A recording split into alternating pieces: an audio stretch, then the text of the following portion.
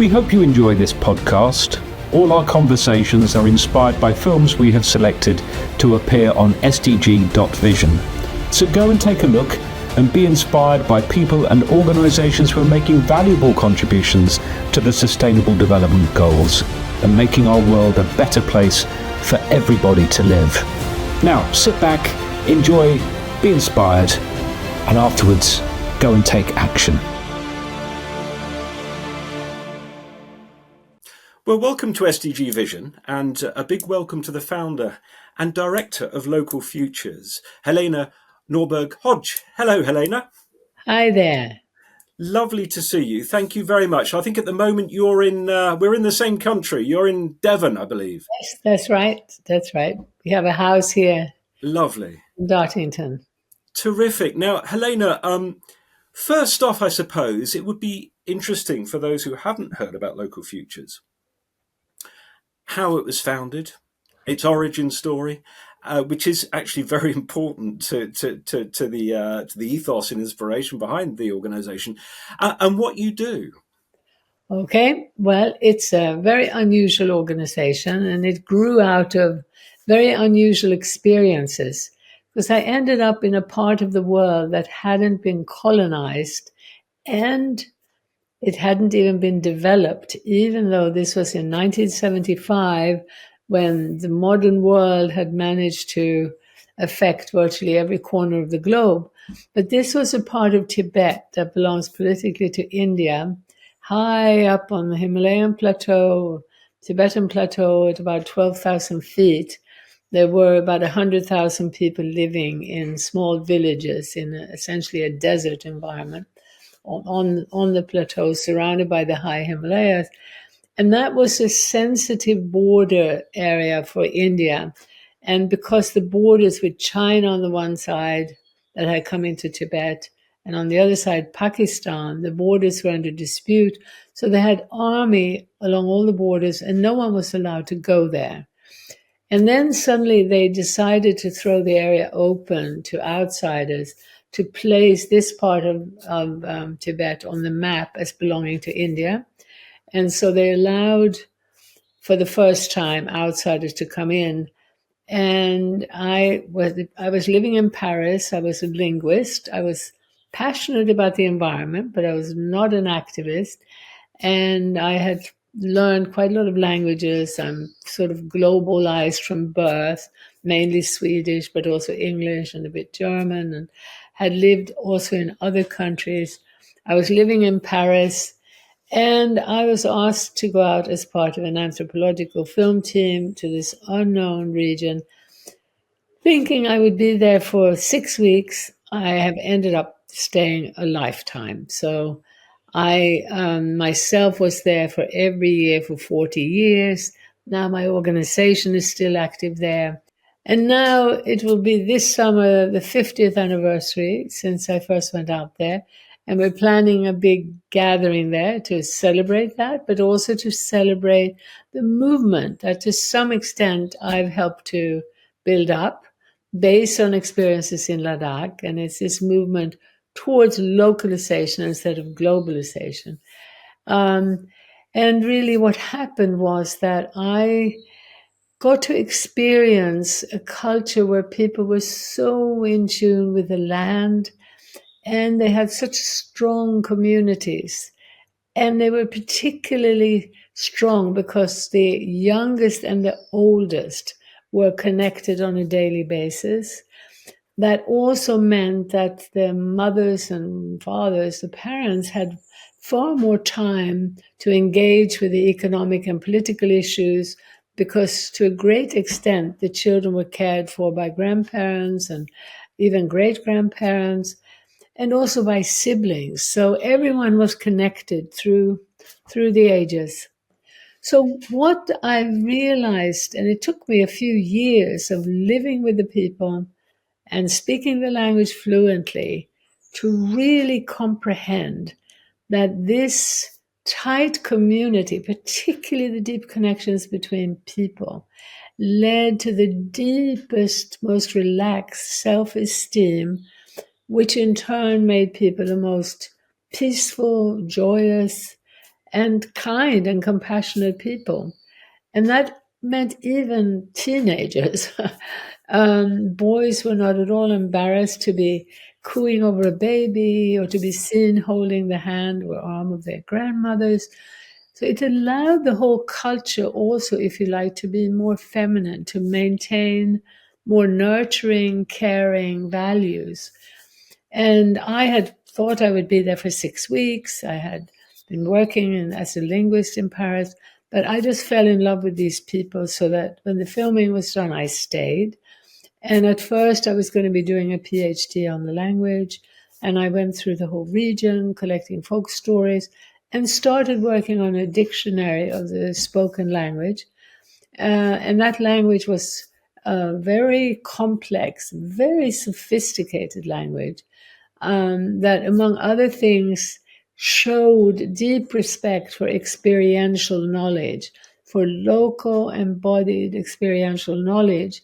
If people would try to speak about things on the other side of the world that they had never experienced, the verbs would commit them to saying, well, it is supposedly like that. It is said that it is like that, but who knows? So this is, I would say, a very important message from the ancient indigenous world that we need to have far more humility in the face of things that we haven't experienced. And we need to be, with that humility, at the same time, far more respectful of experiential knowledge. These are very, very important messages that I then try to bring back in the form of a book and, well, books and films and countless lectures around the world. It turns out that also fundamental to greater wisdom, greater humility, greater compassion is the shorter links between how we gather what we need for our food, for our shelter, how we meet our needs, making use of other people and of nature. It turns out that we really must move in the direction of shorter distances. Today, neither you or I, nor the CEO of Walmart, can actually know what was entailed in producing, whether it's our food or our running shoes. We don't know. And now we're being told, oh, yes, sign on to this label, this fair trade, this organic, we guarantee that it's all fine. It turns out that the people who are making the guarantees can't guarantee that, because it very often will happen that when they go out to check on what's happening, everybody has been told, don't you dare say a peep about the horrible living conditions or about the spray that we use, even though we call ourselves organic. And so it's the main message that we have that informs what is now a worldwide localization movement is that we need these two things. We need shorter distances, if you like, between production and consumption, or even, the extraction from the land, the primary production in farming and forestry, fishery, and the processing and the consumption. This doesn't mean that we reduce everything to a village level, but it does mean that we start looking at the daily needs being met within the region as a goal.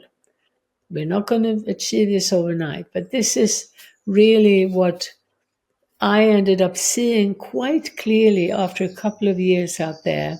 And I ended up going around the world, giving lots of talks, trying to warn about the fact that at that time, governments were beginning to sign on to trade treaties that committed them to do exactly the opposite, to give global corporations, global banks, more and more freedom and power. When I came back from Ladakh in the 70s to the UK, to the US, and to many other countries, I ended up very actively spreading this message around the world, most environmentalists were on the same page. They were promoting decentralized renewable energy. They were questioning the way that the economy was growing at the expense of the environment. And we had books like Small is Beautiful and Limits to Growth that reached the whole world. But by the 80s, global corporations had managed to get more and more freedom, amass more and more wealth, and now the whole narrative was beginning to change. It's fascinating. The reason it's fascinating because it's your personal observations, and it's such a shift in a very short period of time. And I was going to ask you about what is Ladakh like now. I'm sorry to bring it up, Helena. I've read quite a bit of your work, and I know that it's not a pleasant subject to talk Yeah, about.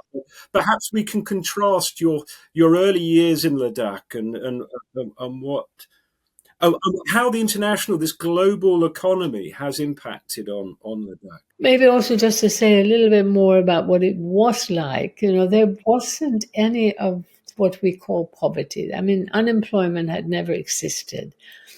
Depression was completely unknown. I learned to speak the language fluently in the first few months, actually, and trying to explain to people that in the West, we actually had problems that were just mental, emotional. We even had doctors who just dealt with that. People just couldn't even begin to comprehend. So, and suicide was something that might happen one in a generation. And so there was neither the pollution nor the poverty nor most of the illnesses that we face in the West. And so remarkably healthy, active, vital, and deeply joyous people. Can I just interrupt there? So otherwise, the more cynical amongst our audience will say, you just fell in love with a place. You're romanticizing that there must have been poverty. People must have been. Could you perhaps expound a bit about what you mean by no poverty? Yeah, Because sometimes people hear stories like this and say, "Oh, well, you just rose-colored glasses, etc." yeah. Well, just briefly to say that people worked a fraction of the time that we work to put food on the table, have a roof over their head, have time to make music, to sing together. So this is also something that is vital that we see through a lot of statistics, because governments, with the help of global corporations, have perverted the statistical just a description of what's going on. So we're not even allowed to see that, particularly in the last 35, 40 years of globalization, we have all become poorer. When I say all, I'm saying more than 99.9% of the global population being pushed to work longer, harder hours to just have a roof over their head and put food on the table. But the statistics are played with, and they talk about, how much income we have. Well, that doesn't show us the truth. Also, Maggie Thatcher changed 17 times how they measured unemployment. That's just one little indicator. So, again, when I say no poverty as we know it, the houses were beautiful, often large scale, painted white with carved wooden balcony. Some people were living in a much smaller cottage. Very often, the grandparents might move into that, to a cottage connected to the bigger house. But it was not a slum, and I suppose also in terms of the peace and the peace of mind, conflicts were simply very, very rare. Historically, in that region, there had been wars, but as in most part of the world, connected to the leaders, to kings. And in terms of peaceful coexistence between people living there, I also literally had tears in my eyes when I realized that there was a very large minority of Muslims that had lived there side by side with a predominantly Buddhist culture for about 500 years. And there had never been group conflict. There'd never been group conflict. And seeing how the Buddhists would come and celebrate Eid and Muslim holidays, and the Muslim coming to the Buddhist, there was a very clear sense of difference. There's a clear sense, you're Buddhist, I'm Muslim. I'd prefer it if my children would marry a Buddhist.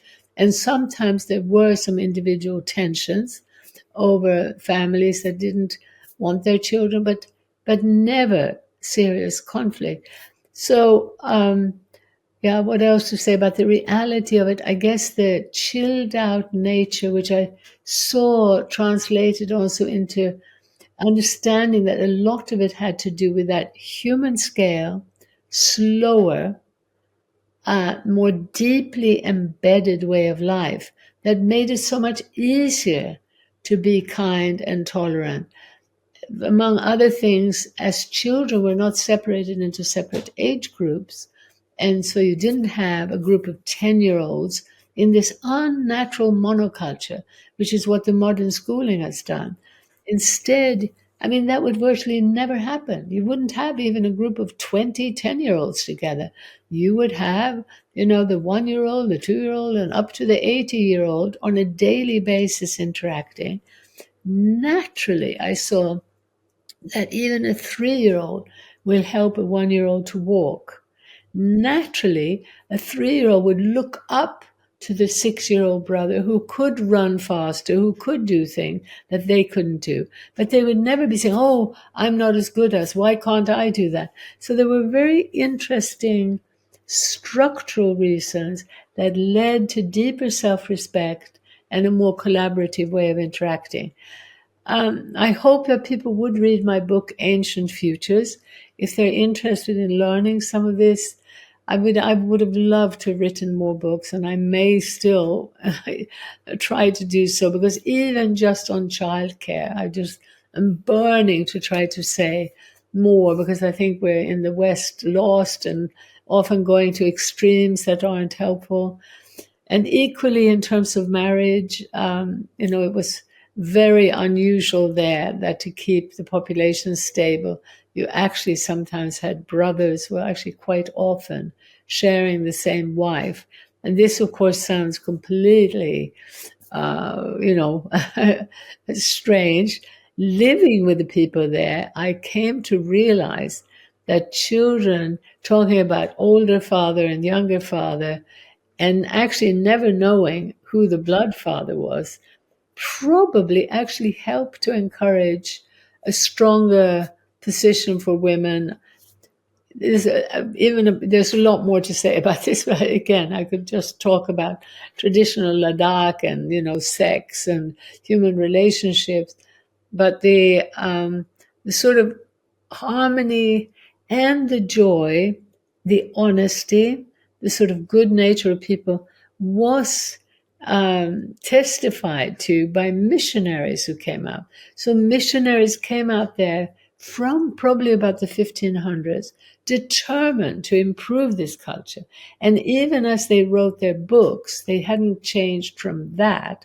But again and again, they would confirm what I experienced in the 70s, that they had never met more honest, more happy people. They talked about the high status of women.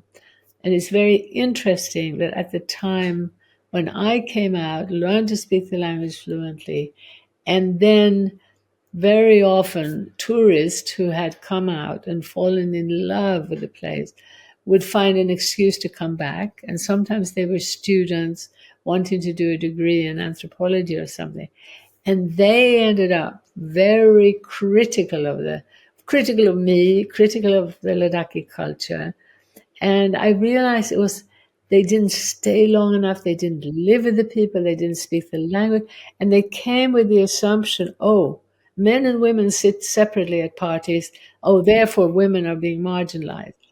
Yeah. And so, yeah, it's complex. That's interesting. That's such a rich observation. You had such a deep immersion, and that's obviously what's required in terms of understanding a culture. Dare I fast forward 50 years, and how does Ladakh look now, and how does that inform the way that you why you set up Local Futures. So what started happening already in the first or second year was suddenly the market was flooded with goods that had come in from the other side of the Himalaya, and even things like butter and milk from 2 weeks transport, 3 weeks transport away came in costing half the price of local products. So my eyes were open to how this economic system was actually destroying the local economy. Even schooling was part of the problem. Schools were brought in and they trained young people not for a single instant to learn about local resources. And in fact, in the schooling, they never learned how to grow food, how to build a house, how to survive.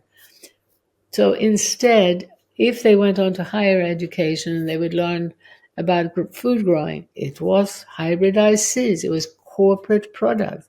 It was fossil fuel based, actually very polluting and destructive development. So these forces of education, also media, tourism, advertising, all made the Ladakhis feel stupid and backward, and it romanticized a make-believe Western life where it looks as though we do no work, and in fact we have just endless amounts of money and we don't do any real work.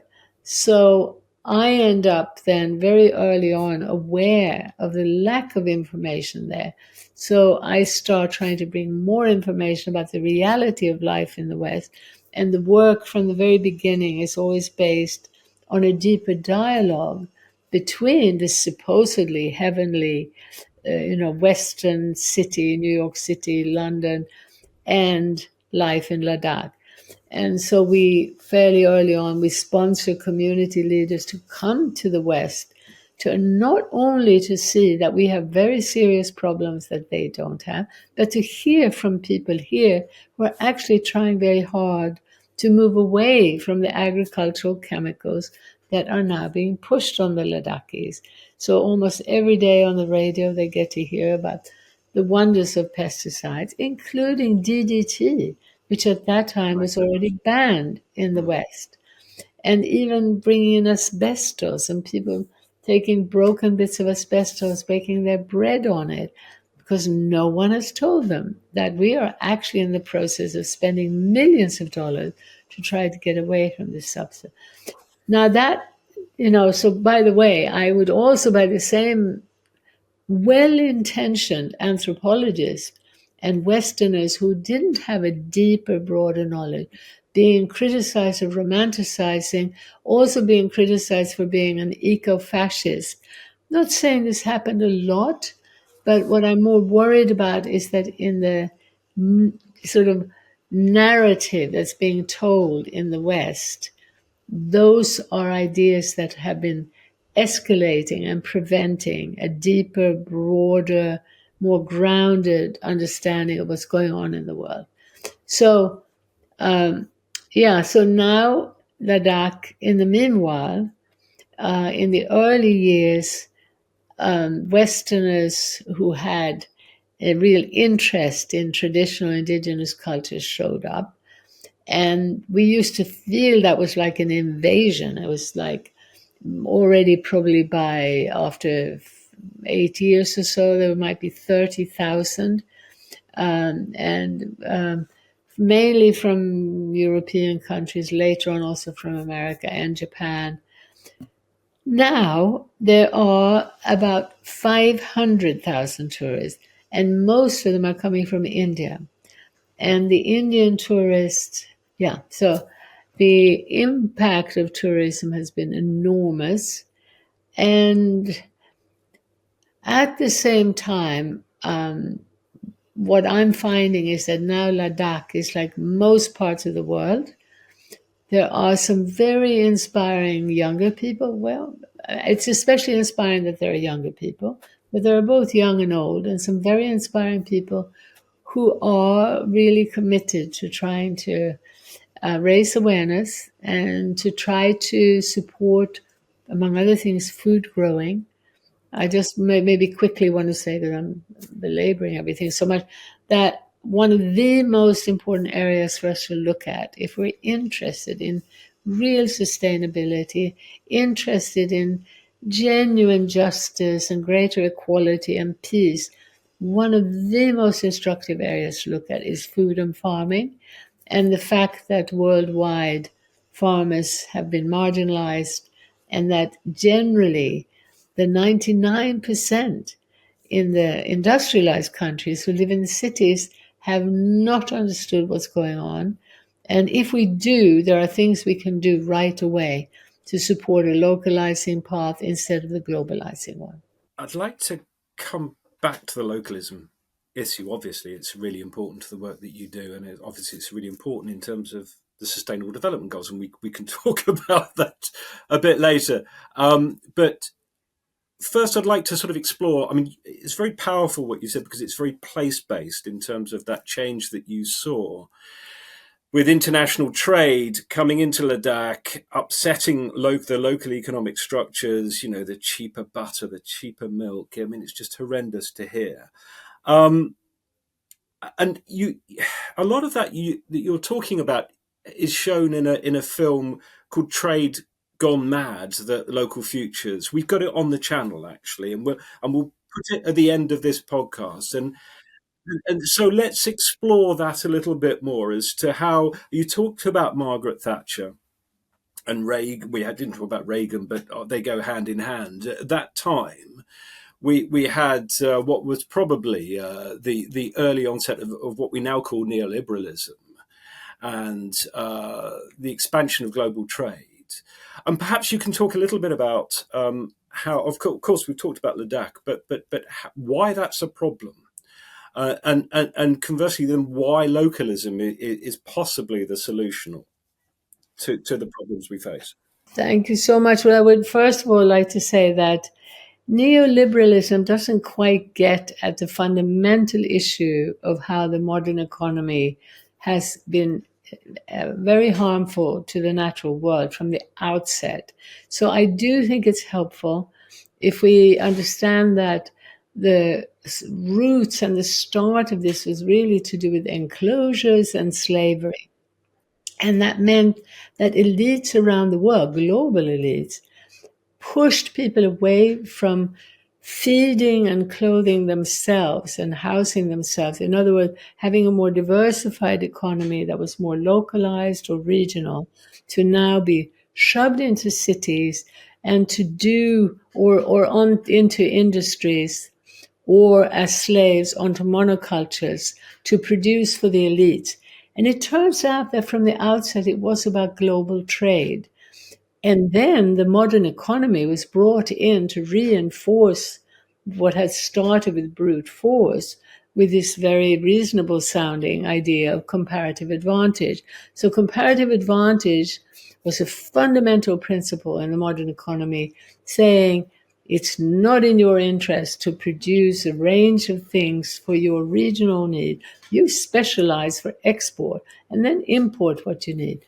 And that is really the background for what then led to the traders becoming bigger, wealthier, and more powerful. So whether it was the Dutch East India Company or banks, that as the economy went more global from Europe, these entities grew, became more powerful.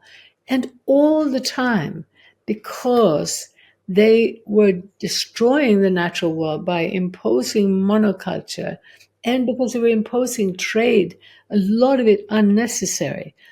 Who really would ever, what human society would say, oh, well, let's buy our potatoes from Argentina instead of from our own country or region?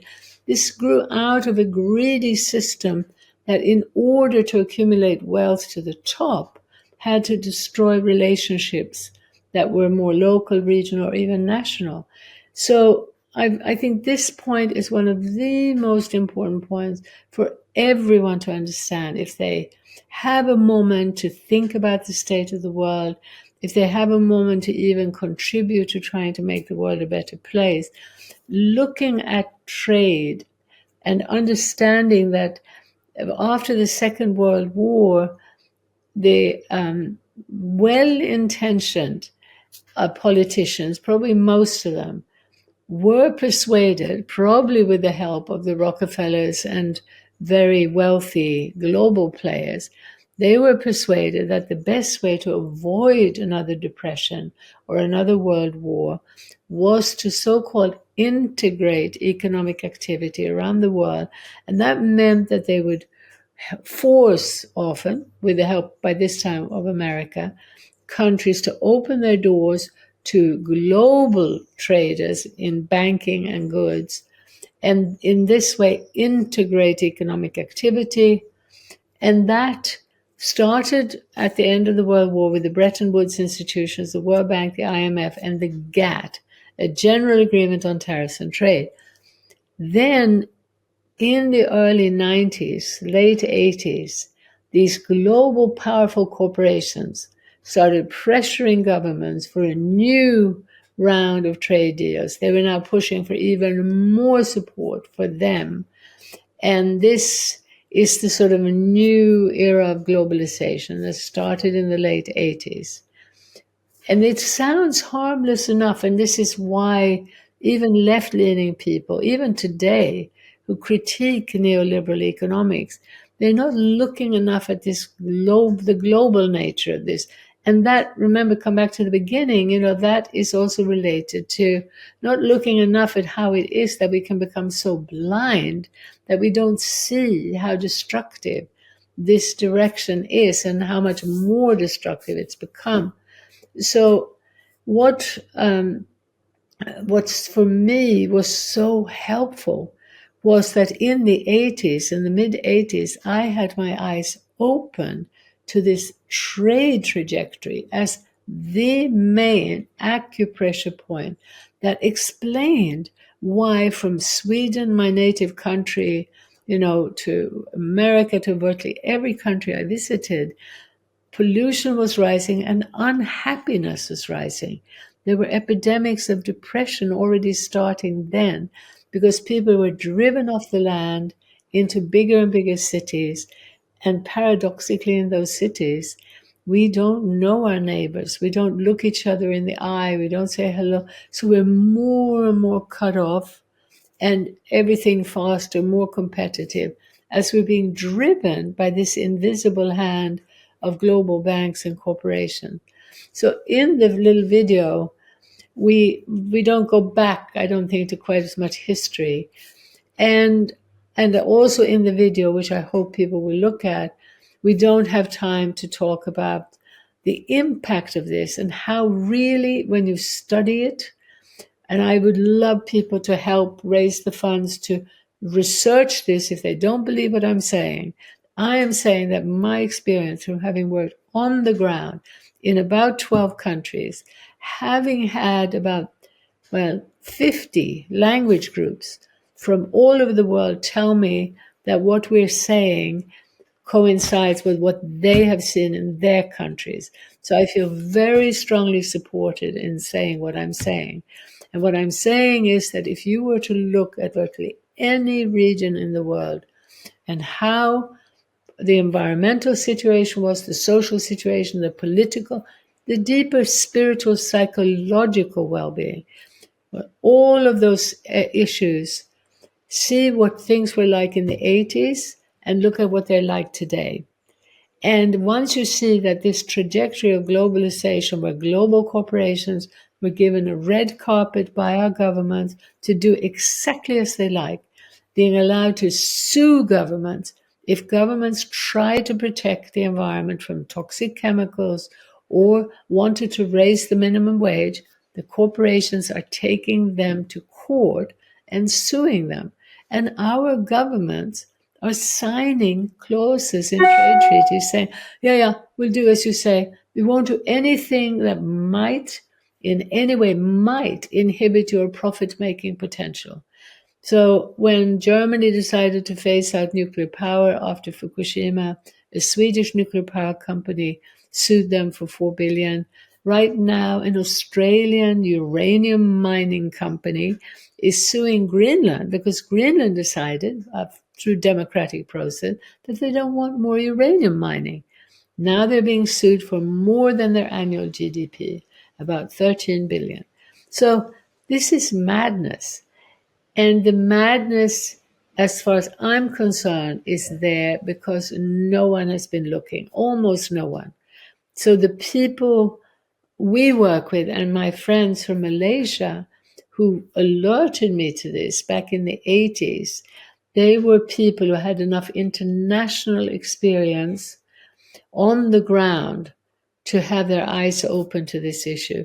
And for me, when I had seen in Ladakh, this food coming in costing half, no, I mean, it was actually even less than half, but generally, let's say half the price of food that was available a 5-minute walk away. The farm was a 5-minute walk away from the bazaar. And now this is coming from the other side of the Himalayas. When I started studying that in Sweden and found that in the 70s already, the biggest food corporation in Sweden was Philip Morris because they had bought Kraft. And yet environmentalists by this time had been encouraged to just focus on individual symptoms, forestry, fishery, or poverty, individual issues, not a systemic look. So to me, the crisis we face today, and it's now called a polycrisis, because everywhere we look, it's just so we are in a crisis situation. But if we could just help to get this clarity out, that it's the economy we need to change, and it's the global economy which has been supported through these agreements, so laws, regulations, taxes, subsidies. These mechanisms government use to shape our future. Right now, they are still wedded to this global agenda, and that means worse than global. It means taking us to Mars. It means using us and resources to build something better even than human life. It's about merging humans and technology. It's a blind, mad consequence of boys with toys who have not been forced to actually slow down, feel the soil under their feet, see on the ground where food is coming from.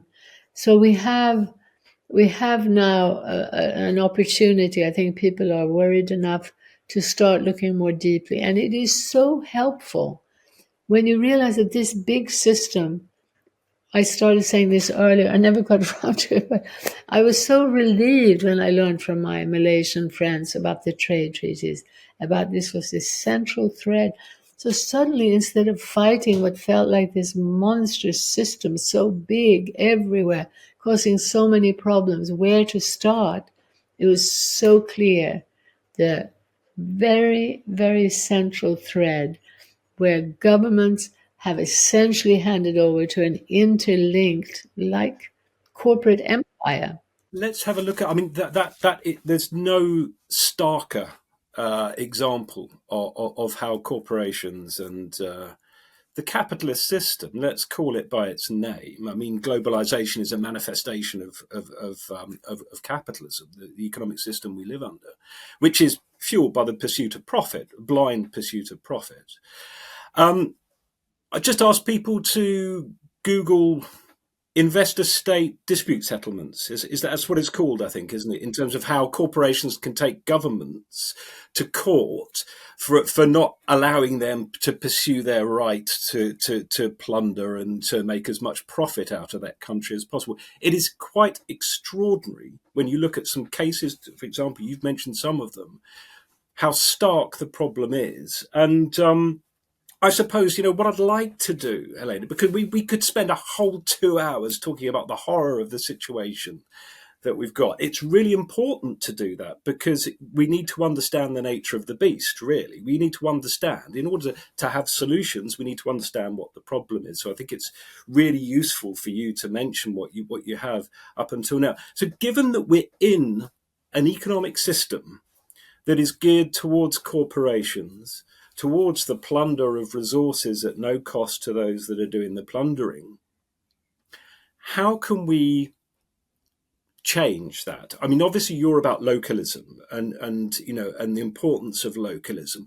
Can local businesses, can local people make an existence within a structure that is developed to actually inhibit and prevent that from happening? Because at the end of the day, corporations and economic interests want you to buy butter from 5,000 miles away, or that's, you know, a fraction of the cost. So how do we begin to claw back a meaningful life within this structure, economic structure that we live in? If I could also just quickly add, and try not to be too long-winded, when you said at a fraction of a cost, the local in every part of the world now is more expensive than something imported. And that's entirely a function of policy.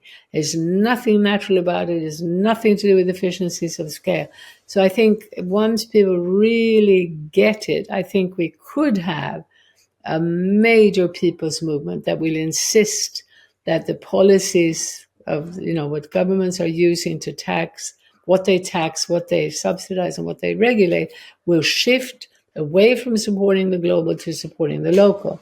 And that would overnight make it easier for those who do really understand about sustainability and who care about justice. And the goal wouldn't be, you know, ending all trade. It wouldn't be everyone living in a village. It doesn't mean everyone farming, but it would start supporting a trend to support those who would like to farm and who would like to have a good and decent and respected livelihood in that area of fishery, forestry, and farming. We actually need more people on the land. And that's a paradox, because we're often told we're too many people to go back to the land. We're actually too many people to go into cities where everyone ends up using more energy, more water, more resources per capita. But what's also, you know, having had my eyes open to this, I realized, well, it may not be possible to change that juggernaut. So I've been trying to encourage that people also from the bottom up start building the more localized structures that can also immediately bring benefits and are necessary foundations in the long run for any sort of healthy economy or world. And that means particularly focusing on the food economy, trying as a group, you know, we urge people, we try to have people come away with 5 words. And the first one is reconnect. The second one is rethink. Third is resist, renew, and rejoice. So those 5 words, what we're talking about as the first step, reconnection, we're seeing the powerlessness and the many other of the effects of feeling so isolated. So we urge people to try to find a way of connecting with some like-minded people. And that can often mean showing a film where you live in a community hall and then seeing afterwards, are any of you here interested in forming a small group where we continue the journey? And that the reconnection with others is then to change the I to a we. So it's not about, you know, what am I going to do about this, you know, huge problem? And then the reconnection that's so fundamental is also about reconnecting in a deeper, more human way. And it's about reconnecting to nature. It means to the plants, to the animals, to life. We don't realize how much of the depression, and particularly among young people now, is because of the screen. We absolutely desperately need face-to-face connection. And it's also soul to soul. It's an ability, and it's difficult, but it means being willing to be more vulnerable, to be more open, to sharing our fears and our problems as well as our joys. So that more deep heart connection going on, while maybe as a group you facilitate doing nature connection exercises, or, you know, even going out as a group of families where children are helped a little bit to feel part of nature, not just playing football or cricket. All of that is happening while you together then rethink, because 24/7 you've been given assumptions that block you from seeing both the problem and the solution. And by the way, I wanted to tell you also why I prefer not to use capitalism as the umbrella word, because, we've had generations of critiques of capitalism. But from my point of view, because they weren't founded in, the experience that I had, that I can't, I can't experience it, of how and why people could live much more happily and sustainably. So the spiritual, ecological, and deeper community roots were ignored. And I find very often that a lot of the critique of capitalism today still not only doesn't understand the more spiritual, ecological, and community side of things, but also they tend to impart the idea that this is humanity. We became more greedy. We wanted to trade more. No, we did not, as human beings, decide, why don't we, get things from the other side of the world. No human being sat down and said, I want to invent some genetic engineering to make food production better. No, what happened was there was a buildup of a system of over specialized reductionist knowledge linked to large scale exploitation. And out of that system, and it was global. And so that's why I think talking about it as a global system is extremely, gives us greater clarity also about, again, why systemic localization is so important. No, it's interesting, isn't it? And language obviously is very important in terms of how we term things. And I mean, we debate whether capitalism is too loaded a word, and perhaps it comes. I mean, I share your view. I mean, 30, 40 years ago, if you were on the left, you didn't hear many people on the left talking about ecology and environmentalism. They do now. They do now, and I think that has changed significantly. Whereas I used to be laughed at in those circles 30, 40 years ago, it's taken as a given almost now, the importance of ecological destruction by the capitalist system. But yeah, I respect it. I respect the fact we need to work with whatever's most useful in terms of terminology. But of course, we need to be consistent about it. So you're talking about local futures. You're talking about people coming together, communicating with each other at a local level. From an economic perspective, do you think there's anything that people can do at all in terms of moving production more local? And I have to say, this sort of comes with a caveat for me that with the Sustainable Development Goals, there's a cross-cutting theme that leave no one behind. And often within solutions, those that are poorest are those that can't. So for example, if food production is at a local level and people are encouraged to buy from local farmers, which they should do, often that is more expensive. And a farmer's market, it'll be more middle class people who'll be able to afford the produce, not the poorer people within a community. So there are tensions there already. So I wonder, have you seen solutions to that or examples where? Absolutely. And I think, again, it's so much about being informed. And so first of all, the bottom-up initiatives that you can join and support, they include numerous examples of more middle-class people being the ones who have the time and the privilege to think and do something. The poorer people cannot be expected to be doing that. But often there's this huge confusion about just demonizing the middle class and saying, well, the underprivileged should be leading the way. It's crazy. And so what's happened in many of those community initiatives is that those who can afford to create that relationship with the farm will often pay extra so that people in the area who can't afford it will be paying less. So that's happening around the world. I mean, again, not nearly as much as it would if people knew more about the amazing benefits of this. And so, if they knew that one of the best things they can do in terms of climate change, in terms of the mountains of plastic, in terms of the increase in cancer because of the increase in toxic chemical, so there's just this win-win-win that if more people would focus on that shift, we would have many more initiatives. But also in terms of stimulating policy change, in some states in America, they've managed to get it so that when people get food stamps from the government aid, they get double the value if they buy at the farmer's market instead of the supermarket. So that's an example of the kind of thing that could be done. And our close colleague, an American economist who supports local finance, has also been able to get areas of Nova Scotia to be allowed to use their pension funds to invest in local businesses.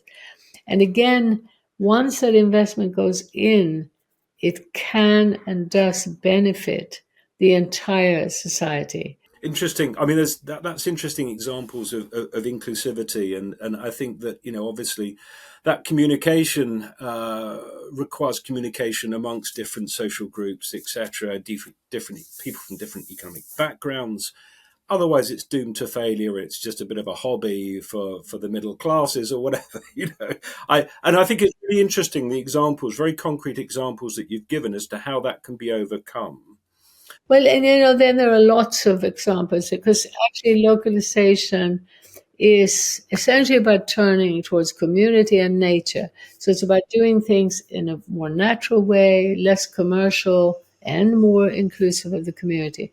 So it's everything from changing how a funeral is carried out to community based, even the actual casket and the burial and everything more organic, more natural, the natural birth. There are women who work trying to help women even to have home births. It's just everywhere you look, you will find people seeking a better relationship with nature and with community. So it includes repair cafes, for instance, or they might often be linked to a sort of swap shop where things that you don't need are left and swapped, including everything from electrical things, which now in some cases governments are preventing. So we have to look at regulations which are very counterproductive, which are brought in with the help of global corporations. We can give you instances of where we know how they have done that. And so this is another part of the political shift would mean not only re-regulating global, but would actually mean a certain degree of deregulation of the local, not total deregulation, but very clearly understanding that when the community is involved, there is so much more accountability, etc., etc. Or distinguishing between, a farm that has 100 chickens running around versus one that's got a few million, and what kind of regulations are needed for the 100 as opposed to the million. There's, the use of regulations to punish the small and even national industry, which, by the way, everything place-based, local, regional, national, squeezed for taxes and with heavy regulations. And that, in turn, is leading to a swing to the right. It's leading to anti-government sentiment, and as people are struggling. So we really need to start thinking about these issues and have more clarity about why these crises and the swing to the right. It's interesting. I mean, obviously, we're a channel that predominantly we're set up to promote the SDGs, and just listening to what you said today, there are so many SDGs that you've mentioned. I mean, gender equality, SDG number 5, quality education. When you talk about Ladakh and the more informal education, that's SDG 4, sustainable cities and communities, SDG 11. Responsible consumption and production, we've just talked about, which is SDG 12. I could go on. Partnership for the goals, SDG 7, and cross-cutting all of those, leave no one behind. Now, we had an interesting discussion before we came on air, and you said, well, I'm not so sure about the SDGs, and it'd be interesting because here we're not we don't think the SDGs are perfect, and we want to have a wider discussion with people about the Sustainable Development Goals, what's not quite right, what's gone wrong, what's gone right, etc. Because let's face it, they haven't been a huge success. Most of the goals have not been met, well, nowhere near being met. So there's probably a reason for that. And I'd be interested to hear what you think, really, Helena. Yeah, well, thank you. I mean, I think basically what's happened is that corporate world, which I want to make it very clear that I have met with many CEOs. I knew Morris Strong personally, who created the big meeting in Rio, and we actually was part of the whole local Agenda 21, and it was friendly with Al Gore. And I realized I was able to have a little bit of influence, and his wife, who was passionate about the environment and about things I'm passionate about, influence him enough for him to say, yes, the environment is important. But then the money that went into these giant meetings and even into setting up UNEP, the United Nations Environment Program, was already beginning to obscure the fact that the biggest structural problem was to do with the global economic activity that was driving up pollution and massive inequality. So what's happened is that the language from the top, as it were, from the UN and from governments and corporations, sounds better and better. But if you actually look, if you follow the money, and if you follow, again, the rules, which is what our little video is about, you'll see that the money now has managed to completely overrun what were real success stories of environmental protection from the bottom up, from citizen movement. So now I would say we have to be very, very skeptical about the UN or our governments doing anything in the right direction when what they're doing economically, which we are showing, is so massively in the opposite direction. You know, what's the point of talking about protecting forests? What's the point of any of these SDGs when actually you are saying to big, giant businesses, you can take us to court if we try to prevent pollution. You can take us to court if we try to raise the minimum wage. You know, it's just, so it's a nonsense. But I actually think that a lot of people in government, I know in big business as well, and in the UN, they are not seeing that. So they are not consciously lying. They're not a bunch of evil people up there and everybody on the ground is a good guy. That's not at all how I see it. On the contrary, I mean, sometimes people with big fat salaries and privilege can afford to be more generous than people on the ground who are struggling to survive. So it's not about good guys and bad guys. And in fact, I want a big, strong warning of the politics of identity, which, among other things, is also now demonizing white men and, and as it were, romanticizing women of color. It's not about individuals. It's really about, we have to look with clarity about what are we really trying to achieve, where is the money, and like I said, I think this thread, this acupressure point of giving global corporations more and more rights while punishing everybody else is one of the most helpful things we can look at.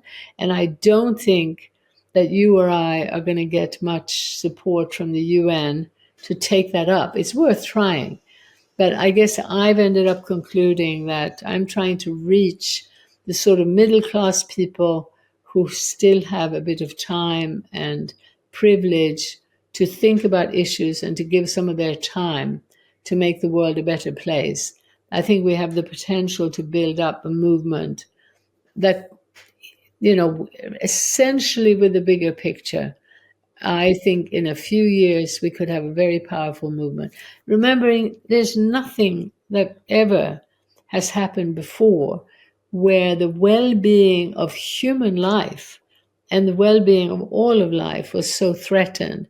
So, the horror of it means that we have a potential for a united movement like never before. And by the way, politics of identity includes not talking about rich country, poor country.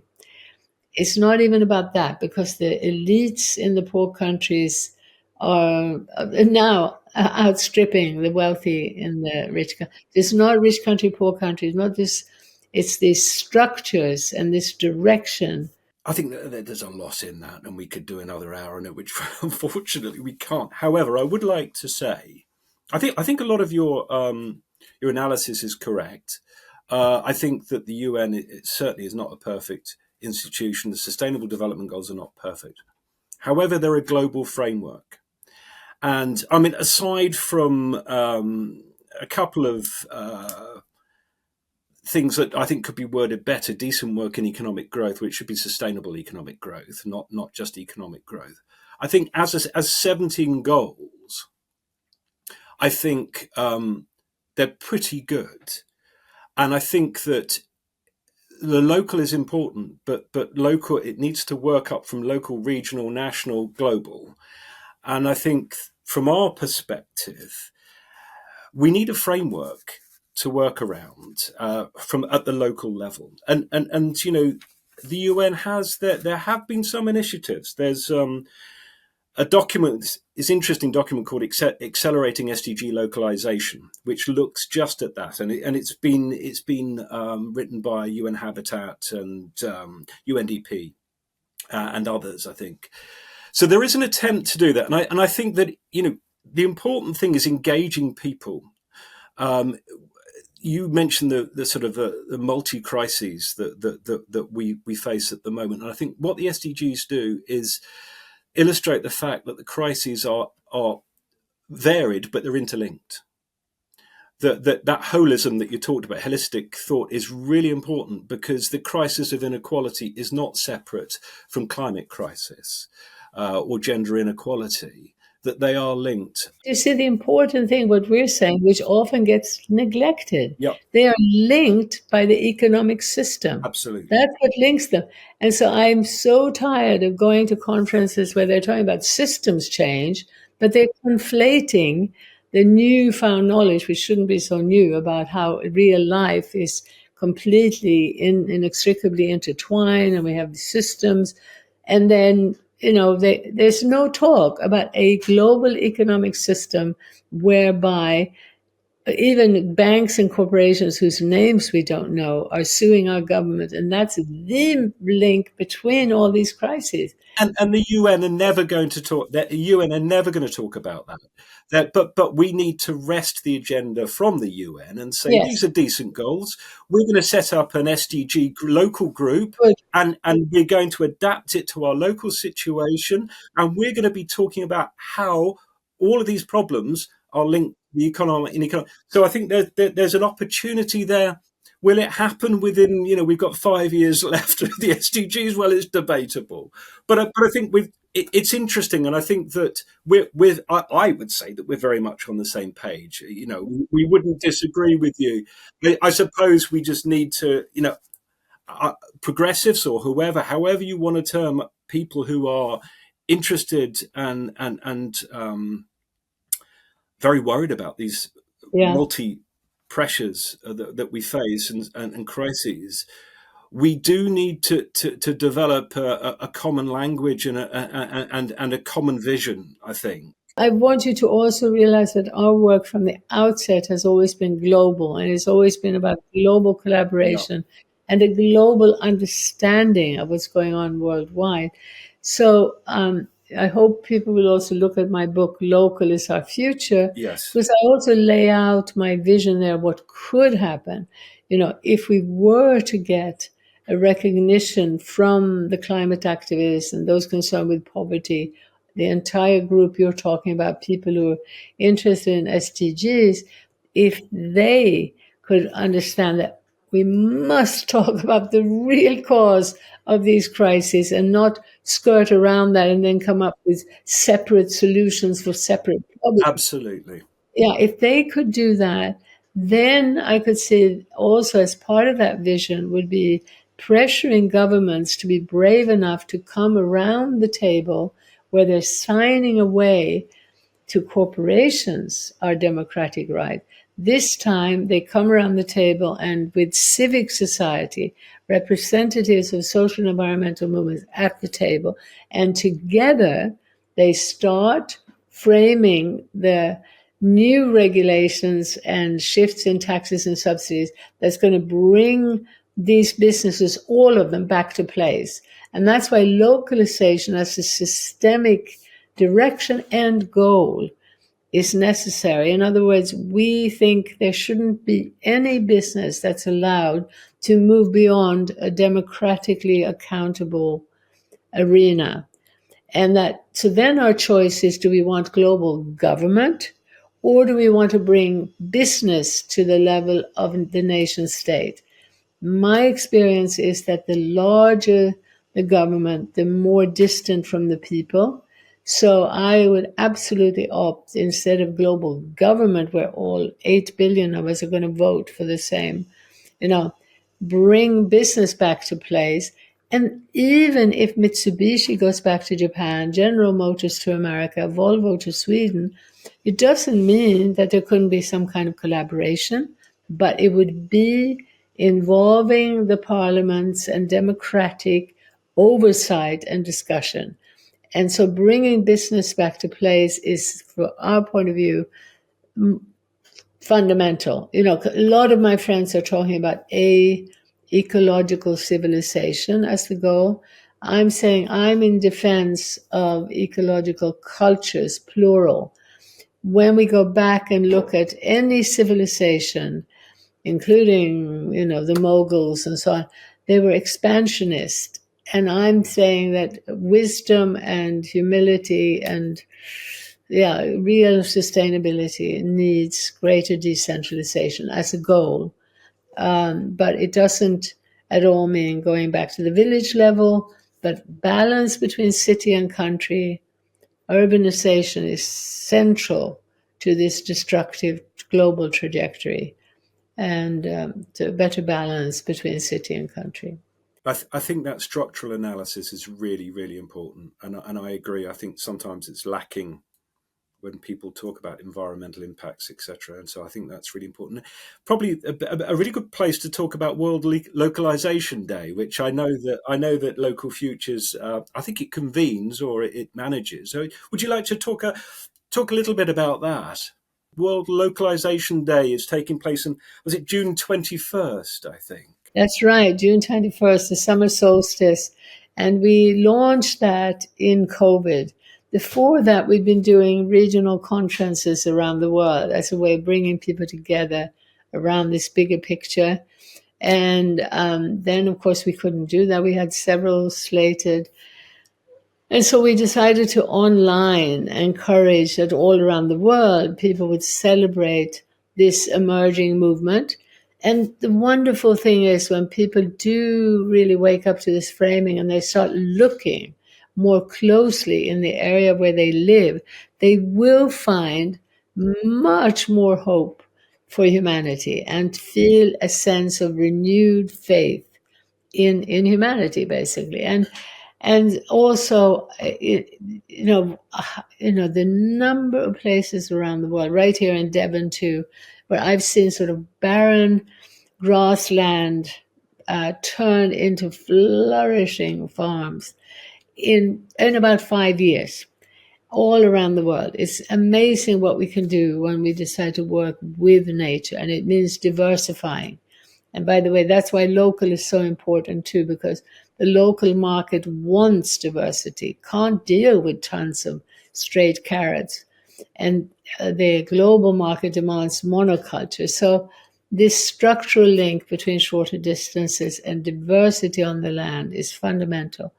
And so we urge people to, on the 21st or even any time in June, to maybe organize a local food feast where they just gather with some friends or with the community to celebrate what they're doing, but also the worldwide movement. For many people, the knowing that similar things are happening on the other side of the world strengthens them and makes them realize that the small is ultimately the big, that small farms produce more food per acre than monocultures ever can. And once they realize the significance of these seemingly small projects as part of a big kaleidoscope of initiatives, it's very empowering. And then there are, of course, many other things too, like I mentioned, all kinds of community-based initiatives and some policy changes. There are eco-villages. I mean, on the edge of Seoul in Korea, there's one with 20,000 people. You know, it grew out of rescuing land that was going to be developed, and then they organized an alternative school and have a community center. And the people who feel part of that feel more empowered and are able to implement more of the SDG goals. So people can see that on your website. They can learn about that on your website, which is? We do need support. We'd love it if people want to donate. We have on our website a button where you could donate. And we are doing so much because we're worldwide. And so for World Localization Day, you could organize an event. You could even perhaps think about an event that you're doing that might very well fit into the parameters of localization. So if you come to our website, localfutures.org, and look for World Localization Day and sign up with us, you'll find lots of examples, and we'll also be putting on some webinars and podcasts in connection with that. So you'll be hearing from voices from around the world. So you must be very busy organising that, I'm sure, because it's coming up very soon. I would also urge people to read your book, Local is Our Future, Steps to an Economics of Happiness. I've been listening to the audiobook version of that, which is really stimulating, really interesting. And we'd love to have you on again. An hour or so is just not enough. But if you've got time, we would love to have you back on, Helena. And we thank you for your valuable work. It's work that spanned decades. The issue and the need for it is even greater now, sadly, than it was back in your early days in Ladakh. But we really are very grateful for you sharing your experiences, and we're all the richer for it in terms of our understanding of what the problems are that we need to face. Well, it's so lovely to meet you, and thank you very, very much. And definitely would love to come back on again. Thank you. Bye-bye now. Bye, Gary. Deep in the Himalayas, on the western edge of the Tibetan Plateau, lies Ladakh, one of the highest and driest inhabited regions on Earth. Scorched by the sun in summer, frozen solid for 8 months of winter, this is a place that might seem incapable of sustaining human life.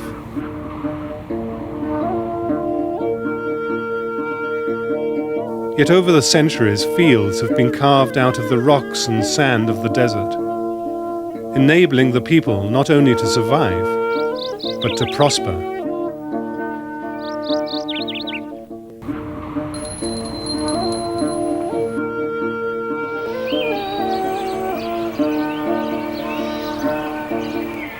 But the face of Ladakh is changing.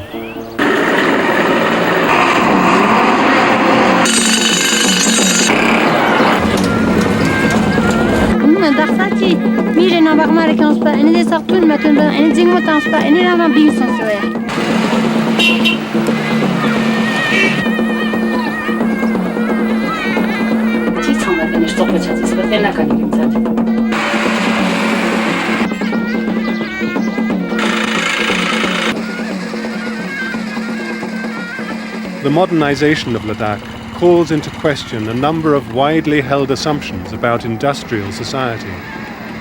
It challenges us to reassess the whole notion of progress.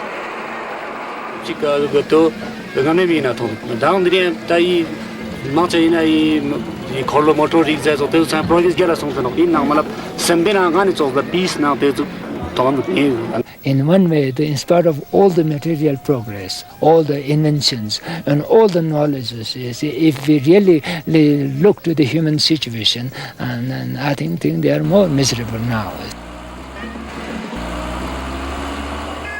We tend to think of development as something that is just going on in the so-called third world. But actually, from what I've seen, going back and forth between Ladakh and the West over many years, it's clear that it's a process that is going on in the West too.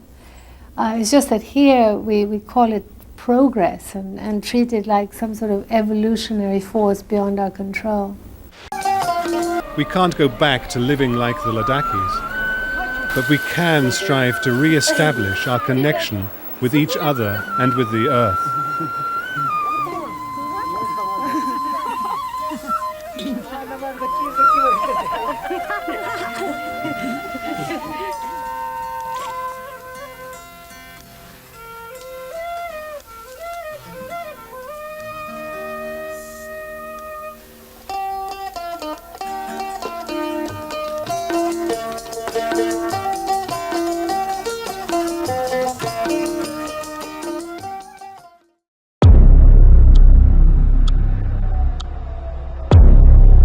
The madness of international trade. In a given year, roughly $250 million worth of butter leaves the UK. Almost exactly the same amount comes back in. Belgium is the world's 4th biggest importer of water and the 6th largest exporter. Since 2021, the US has been exporting over 3 billion pounds of beef every year and importing over 3 billion pounds. These are not exceptional examples. Insane trade is built into our global economic system. The massive ongoing emissions from this global trade are nowhere to be seen in climate negotiations. Instead, the finger is pointed at you. You are told that climate change is a consequence of your individual behavior, your greed, your unwillingness to change your bad habits. But you feel trapped. The cost of living is higher than ever and day-to-day pressures are overwhelming. Most of the time you've got to run into the supermarket, grab the cheapest option and run out. And the cheapest option? Grown in factory farms using toxic chemicals, wrapped twice in plastic and shipped from the other side of the world. And why is it that cheap? How can that possibly be? Because global trade has been the drug of choice for our governments since the days of colonialism. Since then, governments on both left and right have been giving more and more power to global corporations. Decade by decade, they've handed over our jobs, our health, and the whole planet on a silver platter, signing it all away through free trade treaties. Free trade? Freedom for whom? Freedom for the big guys to roam the globe without any restrictions. And in these treaties are clauses where governments are saying to the global traders, Yes, we agree. Your profit is the most important thing. You can even sue us if we in any way threaten it.